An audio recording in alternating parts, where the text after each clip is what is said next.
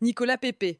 Ce nom, à lui seul, suffit à réveiller des émotions fortes chez de nombreux supporters africains et plus particulièrement ivoiriens. Depuis plusieurs années, Nicolas Pepe s'est imposé comme l'un des visages les plus identifiables du football africain évoluant en Europe.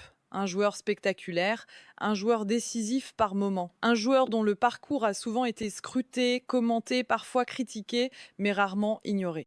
Alors forcément, lorsqu'un tel nom n'apparaît pas ou plus dans les choix évidents autour de la sélection nationale, la surprise est immédiate et avec elle l'incompréhension.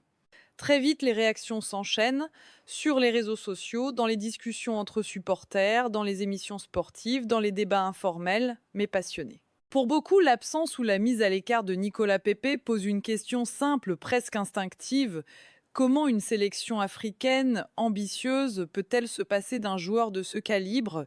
La question est directe, elle est émotionnelle, elle touche à l'affect, à la mémoire collective, à ce que représente un joueur dans l'imaginaire des supporters. Mais cette question, aussi légitime soit-elle, mérite d'être posée avec calme, avec méthode, avec recul. Car le football international, et en particulier le football de sélection, ne fonctionne pas sur les mêmes logiques que le football de club. Encore moins lorsqu'il s'agit d'une compétition comme la Coupe d'Afrique des Nations, la CAN n'est pas un tournoi comme les autres, elle est courte, intense, impitoyable. Elle ne laisse que très peu de place à la nostalgie, très peu de place au statut figé, très peu de place au choix symbolique. C'est précisément pour cette raison que le débat autour de Nicolas Pepe divise autant, parce qu'il se situe à la frontière entre l'émotion et la rationalité. D'un côté, il y a le souvenir du joueur décisif, du joueur capable de faire basculer un match sur un éclair de génie, du joueur qui a porté les couleurs ivoiriennes lors de campagnes importantes. De l'autre, il y a la réalité actuelle, le présent sportif, les exigences tactiques, les contraintes physiques et les choix d'un sélectionneur qui résonne avant tout en termes d'équilibre collectif. La question centrale n'est donc pas simplement de savoir si Nicolas Pepe est un bon joueur, cette question ne se pose même pas. La vraie question est la suivante. Son absence est-elle réellement injuste ou est-elle le résultat d'une logique sportive que l'on refuse parfois d'entendre? C'est cette question que Canalis se propose d'examiner, sans passion excessive, sans procès d'intention, mais avec des faits, du contexte et de l'analyse. Pour comprendre pourquoi le débat est aussi vif, il faut revenir sur ce que représente Nicolas Pepe dans l'histoire récente de la sélection ivoirienne. Nicolas Pepe n'est pas un joueur anodin dans le paysage des éléphants. Il s'est progressivement imposé comme un élément offensif majeur à une période où la sélection cherchait à se renouveler après la génération dorée. Son profil est clair, un ailier, un joueur porté vers l'attaque, capable d'évoluer sur un côté, de rentrer sur son pied fort, de provoquer, de frapper, de créer le déséquilibre.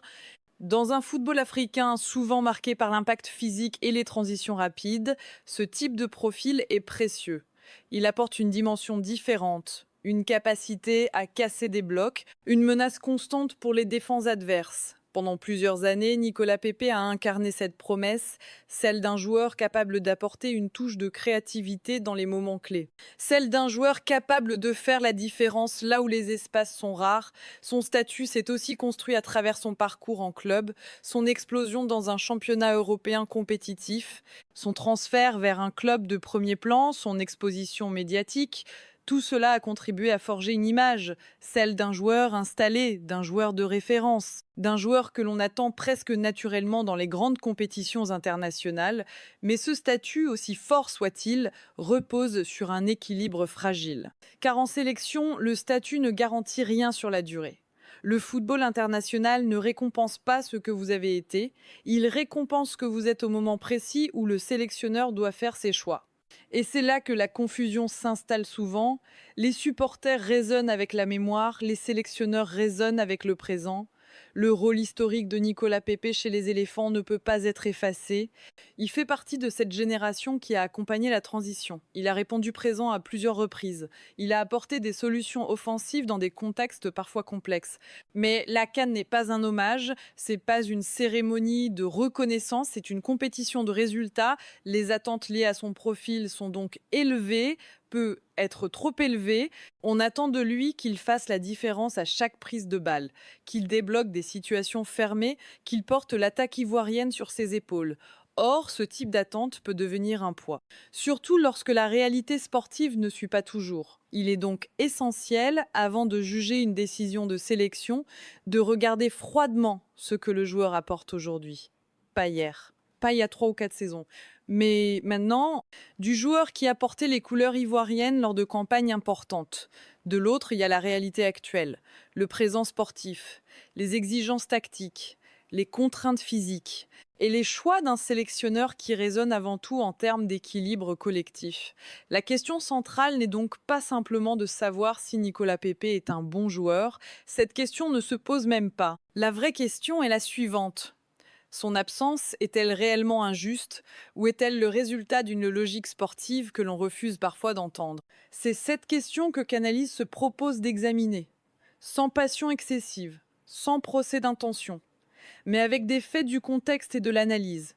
C'est ici que l'analyse devient plus délicate et surtout plus sensible, car parler du présent sportif d'un joueur comme Nicolas Pepe, c'est accepter de s'éloigner de l'image que l'on s'en fait, c'est accepter de regarder des éléments concrets, mesurables, objectifs. Le premier élément incontournable, c'est le temps de jeu en club.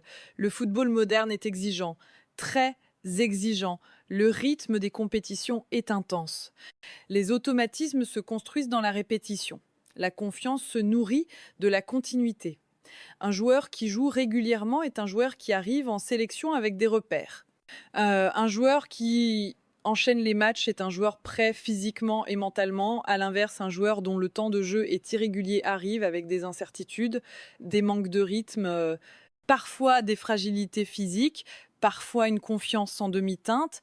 La situation de Nicolas Pepe en club a connu des hauts et des bas, des périodes de visibilité, des périodes plus complexes, des choix d'entraîneurs qui ne l'ont pas toujours placé au centre du projet. Cette irrégularité pose forcément question lorsqu'on se projette sur une compétition comme la CAN. La Coupe d'Afrique des Nations ne laisse que très peu de temps pour retrouver du rythme. Il n'y a pas de phase d'adaptation longue, pas de montée progressive en puissance garantie. Les sélectionneurs recherchent donc des joueurs immédiatement opérationnels, des joueurs capables d'enchaîner les efforts, des joueurs dont le corps est habitué à la haute intensité. Le deuxième élément, c'est la continuité dans la performance. Être capable de produire un match de haut niveau est une chose. Être capable de le reproduire plusieurs fois sur une période courte en est une autre. La CAN exige une constance extrême, des matchs rapprochés, des conditions parfois difficiles, une pression permanente. Dans ce contexte, les joueurs dont la forme est stable, même sans éclat spectaculaire, peuvent être préférés à ceux dont le potentiel est élevé, mais dont la régularité pose question. Enfin, il y a la question de la forme physique globale. Un sélectionneur ne se contente pas de regarder des statistiques. Il observe l'état général du joueur, sa capacité à répéter les courses, sa disponibilité défensive, son impact sans ballon. Car à la CAN, un ailier ne peut pas se contenter d'attaquer, il doit défendre, il doit fermer son couloir, il doit participer à l'équilibre collectif. Si le sélectionneur estime qu'un joueur, aussi talentueux soit-il, ne répond pas pleinement à ses exigences au moment T, la décision peut être lourde mais logique. C'est souvent à ce stade que le fossé se creuse entre la perception du public et la réalité du staff technique. Le public voit le talent, le staff voit l'ensemble. Et c'est précisément ce décalage qui nourrit la polémique autour de Nicolas Pepe. Non pas parce que son talent est remis en cause, mais parce que le football de sélection, surtout à l'approche d'une CAN, impose une hiérarchie fondée sur le présent. Du joueur qui a porté les couleurs ivoiriennes lors de campagnes importantes, de l'autre il y a la réalité actuelle, le présent sportif, les exigences tactiques, les contraintes physiques et les choix d'un sélectionneur qui résonne avant tout en termes d'équilibre collectif. La question centrale n'est donc pas simplement de savoir si Nicolas Pepe est un bon joueur. Cette question ne se pose même pas. La vraie question est la suivante. Son absence est-elle réellement injuste ou est-elle le résultat d'une logique sportive que l'on refuse parfois d'entendre? C'est cette question que Canalys se propose d'examiner, sans passion excessive, sans procès d'intention, mais avec des faits, du contexte et de l'analyse. Pour comprendre une décision de sélection avant une Coupe d'Afrique des Nations, il faut impérativement changer de perspective. Il ne s'agit plus de juger un joueur individuellement, il s'agit de comprendre une vision collective, Un sélectionneur ne raisonne jamais en termes de nom, il raisonne en termes d'équilibre. Avant une CAN, 3 notions deviennent centrales. L'équilibre, la discipline, la complémentarité. L'équilibre d'abord, dans une compétition courte où les matchs s'enchaînent rapidement, un déséquilibre structurel se paie immédiatement. Une équipe trop offensive se découvre, une équipe trop prudente se prive de solutions. Le sélectionneur cherche donc des profils capables de s'insérer dans un système sans le fragiliser. Des joueurs qui savent quand attaquer, quand temporiser, quand défendre, la discipline. Ensuite, la CAN est une compétition émotionnelle, l'environnement est bruyant, la pression populaire est immense. Les matchs basculent parfois sur des détails. Dans ce contexte, un joueur indiscipliné tactiquement, même talentueux, peut devenir un risque. Un mauvais replacement, un effort défensif manqué, un duel perdu au mauvais moment. La discipline n'est pas une question d'obéissance aveugle, c'est une question de fiabilité, de prévisibilité collective, enfin la complémentarité. Un sélectionneur ne cherche pas les meilleurs joueurs pris individuellement, il cherche les meilleures associations. Un ailier doit s'entendre avec son latéral, un attaquant doit créer des espaces pour les autres. Un milieu offensif doit équilibrer les transitions. Dans cette logique, le talent individuel n'est jamais suffisant, il doit s'inscrire dans une mécanique. C'est dans ce cadre que s'inscrit l'évolution du style de jeu ivoirien. La sélection ivoirienne a longtemps été associée à une certaine verticalité, un jeu direct, de la puissance, des individualités capables de faire la différence. Mais le football africain a évolué, les adversaires aussi. Les blocs sont plus bas, les transitions sont mieux maîtrisées. Face à cela, la Côte d'Ivoire a progressivement cherché plus de contrôle, plus de maîtrise dans le jeu sans ballon, plus de solidité défensive avant de penser à attaquer. Ce changement n'est pas spectaculaire, il est parfois invisible pour le grand public, mais il structure profondément les choix du sélectionneur. Dans ce nouveau cadre, certains profils deviennent prioritaires, des joueurs capables de répéter les efforts, des joueurs polyvalents, des joueurs capables d'apporter sans monopoliser le jeu. Le sélectionneur privilégie donc souvent des profils hybrides, moins flamboyants, mais plus constants. Cette évolution ne vise pas à brider le talent, elle vise à le canaliser.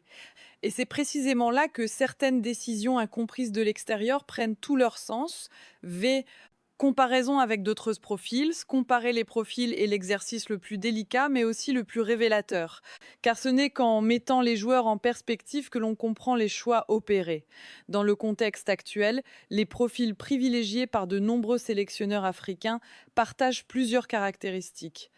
Ils sont mobiles, ils sont disponibles défensivement, ils savent jouer avec et sans ballon. Ces joueurs ne sont pas toujours ceux qui brillent le plus individuellement, mais ils fluidifient le jeu collectif. Un ailier moderne en sélection n'est plus seulement un dribbleur, il est un premier défenseur, un relais dans les transitions, un joueur capable de fermer son couloir pendant 20, 30, voire 90 minutes. C'est là que la comparaison avec Nicolas Pepe devient intéressante. Nicolas Pepe est avant tout un joueur de rupture, un joueur qui aime provoquer, qui aime créer le déséquilibre balle au pied, qui aime être au cœur de l'action offensive. Ce type de profil est extrêmement précieux dans certaines configurations, mais il peut aussi poser des questions dans un système qui privilégie la stabilité. Lorsque le bloc équipe se replie, l'ailier doit descendre.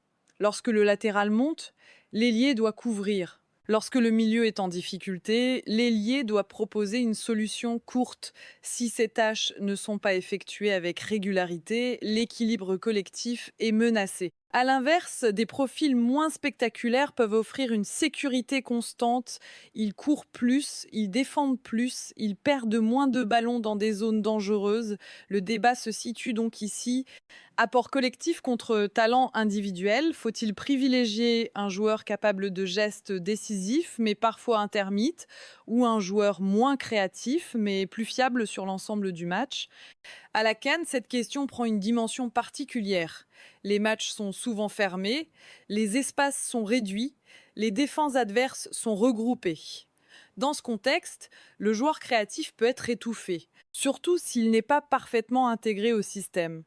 À l'inverse, le joueur discipliné peut peser sans briller. mais il permet à l'équipe de rester en vie. Cette réalité explique pourquoi certaines décisions perçues comme des injustices individuelles sont en réalité des arbitrages collectifs. Il ne s'agit pas de dire que l'un est meilleur que l'autre. Il s'agit de dire que le contexte impose des choix et la CAN impose des choix durs. Si scandale ou décision rationnelle, à ce stade, il est temps d'aborder frontalement la question centrale. La situation de Nicolas Pepe relève-t-elle du scandale ou d'une décision rationnelle? Les arguments en faveur de la polémique existent. Ils ne doivent pas être ignorés. D'abord, le talent pur. Nicolas Pepe reste un joueur capable de faire basculer un match. Dans un tournoi où les marges sont faibles, ce type de joueur peut être décisif. Ensuite, l'expérience internationale, il connaît la pression, il connaît les compétitions majeures. Il a déjà affronté des contextes difficiles. Enfin, l'aspect psychologique.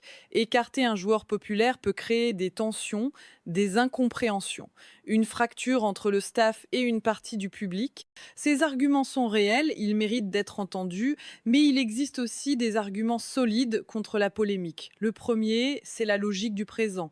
Une sélection se construit sur l'état de forme actuel, pas sur le potentiel théorique. Le second, c'est la cohérence du projet. Introduire un profil qui ne correspond pas parfaitement au système peut déséquilibrer l'ensemble. Le troisième, c'est le facteur CAN lui-même. La Coupe d'Afrique des Nations est un tournoi cruel. Un mauvais match peut être fatal, un déséquilibre peut coûter l'élimination. Dans ce contexte, les sélectionneurs privilégient souvent la sécurité, la fiabilité, la répétabilité. C'est pas toujours spectaculaire, mais c'est souvent efficace. La vérité se situe donc entre les deux extrêmes.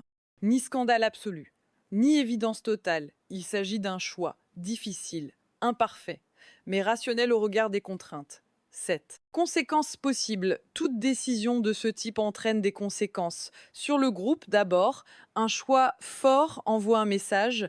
Personne n'est intouchable. Tout le monde est jugé sur le présent. Cela peut renforcer la concurrence, responsabiliser les joueurs, créer une dynamique de mérite. Mais cela peut aussi générer des frustrations, des incompréhensions internes, des tensions silencieuses. Sur le plan médiatique, l'impact est évident. Le débat dépasse le terrain. Il alimente les discussions, il polarise les opinions. Le sélectionneur devient exposé.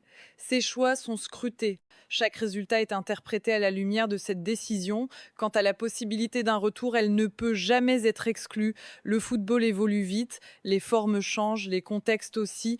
Un joueur peut revenir s'il répond aux critères. Mais rien n'est garanti.